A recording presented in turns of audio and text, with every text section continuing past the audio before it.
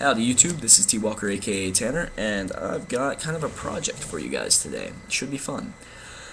Um, I'm getting kind of far along my system. I've got some new things I want to try out, but when I was making the system, my goal was to still is to be able to give the player anything he wanted, any abilities and stuff, any type of character you want to play, anything he wanted as long as it fits in the setting.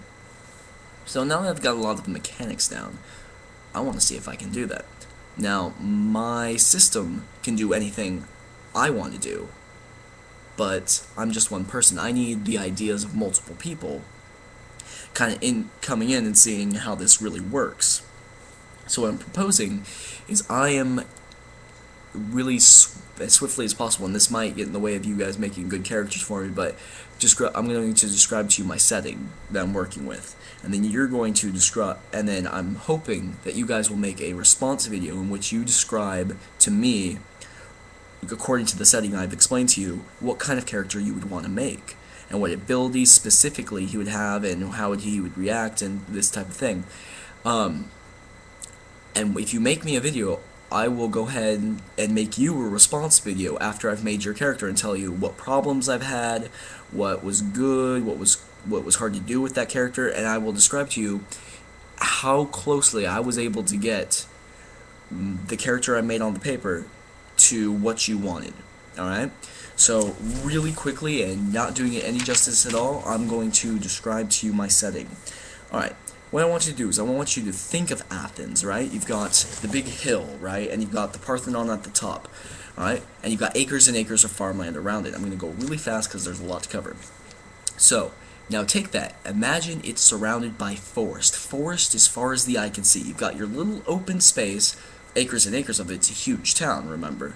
Acres and acres of that. But everywhere else, for the rest of the world, is forest, trees, dense, thick forest that no one ever wants to go into because there's scary fey creatures in there and they will kill you. Alright? That's the first part. Now, on top of this huge plateau, where the Parthenon would be in Athens, we have the four houses of nobility, which are they act just like your basic politicians would. They are cutthroat, they are mean, they are nasty, and they make all the rules.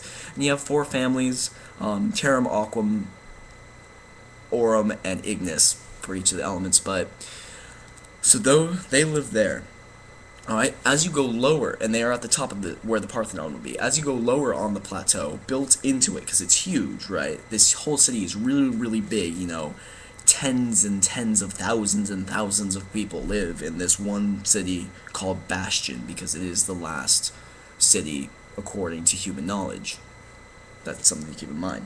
Now, as you move down, you get this plateau, you get the city. This is the actual city part of it. This is where the industry takes place. This is where all the stuff is made, all the shops are.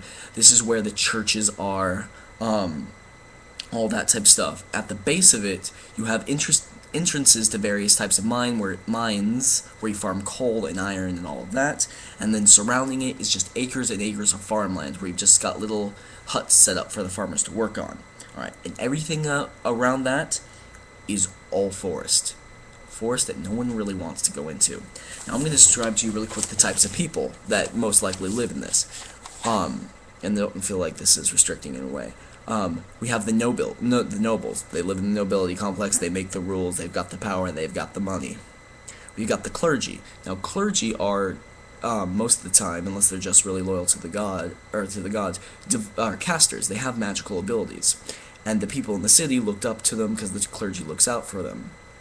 And now a god is any type of emotion or action, anyone at all. So you can worship the goddess of charity, and you'll get the divine-esque type casting, right? Pretty much what it is it's a limited type of casting, but it gives you no drawbacks.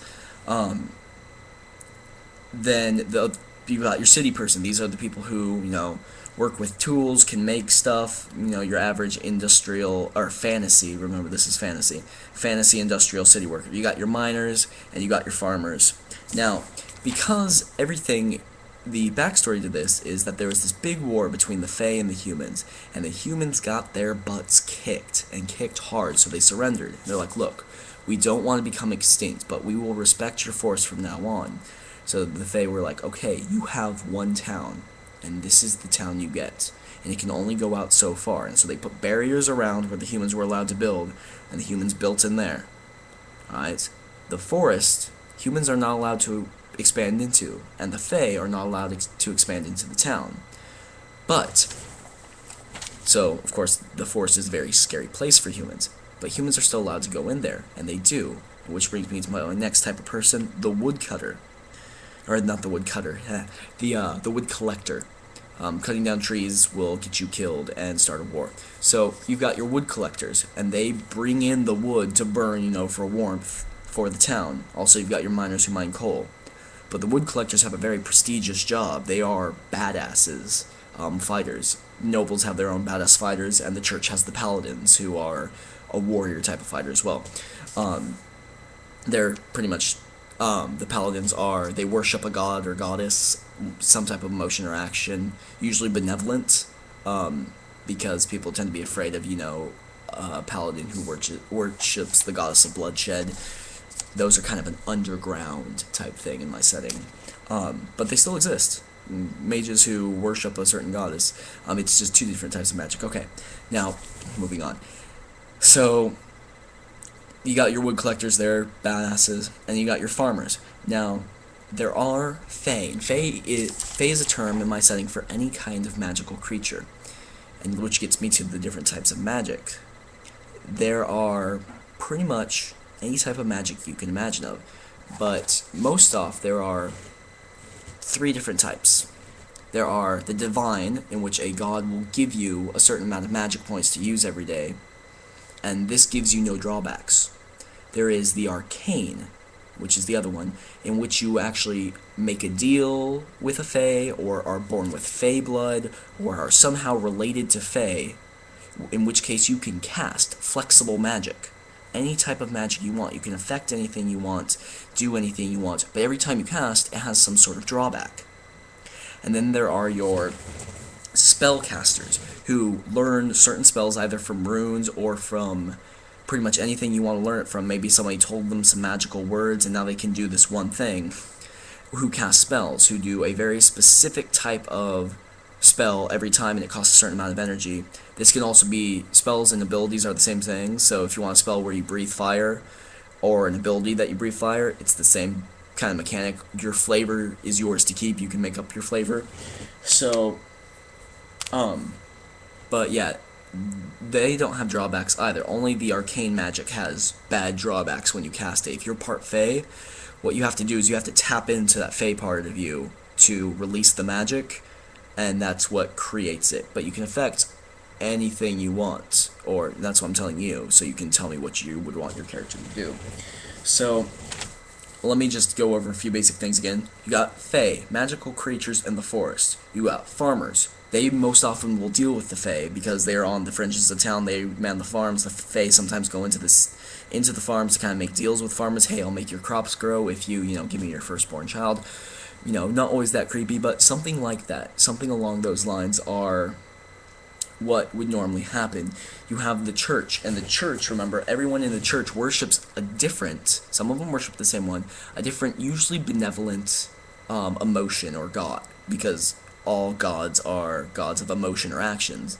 So you would have, priests worshipping the god of charity, priests worshipping the god of, the goddess of retribution. So all those things would, and if you worship the god of charity, she'll give you a certain amount of points to use every day for powers, right?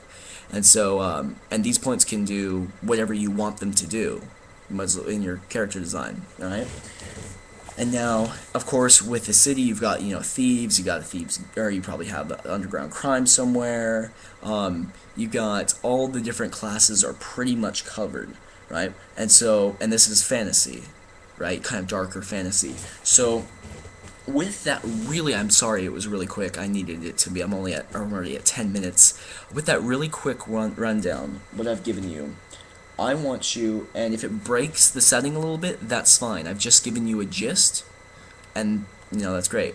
I want you to make a character concept for me. I want you to, hopefully in a response video, that's what I'm hoping for here. I want you to tell me what you want your character to do. What abilities, what skills, what or pretty much what skills, what do you want him to focus in? Do you want him to be strong? Do you want him to be quick? How does he respond to people? Is he really charismatic? How is he charismatic? How does he go about doing things? What is his general thought process? Stuff like that. I want you to think about that general setting I just gave you and make a character that would fit into that setting and pitch that character to me, alright? With specifically focusing on what abilities he has and what he is able to do through those abilities and what kind of abilities they are and what skills he's focused in and what things he's good at, what things he's not good at, all that type of stuff. Alright, so give it a good think, and then I want you to do, hopefully, you can send me messages and I will try to message you back and tell you how to go, but like I said, I'm hoping for response videos. And if you send me a response video, I will make your character, and I will write it down and all things, and I'll see if I can plot him out and really make him exactly how you want him, and then I'll give you a response video in turn and say, hey, I made your character, these were some of the problems I had, and but I managed to do this, thanks for, this is how I changed the system to make it better, to fit your character design. And so, because like I said, my system can do everything that I want it to do, but this isn't about me, this is about you, the player. And I want my system to be able to do everything that you, the player, want it to do. So again, with that brief thing I've described to you from the setting, I want you to make me a character. And I will respond, and I will tell you, how it went in trying to make your character. Anyway, this has been T Walker, aka Tanner, and I am signing off.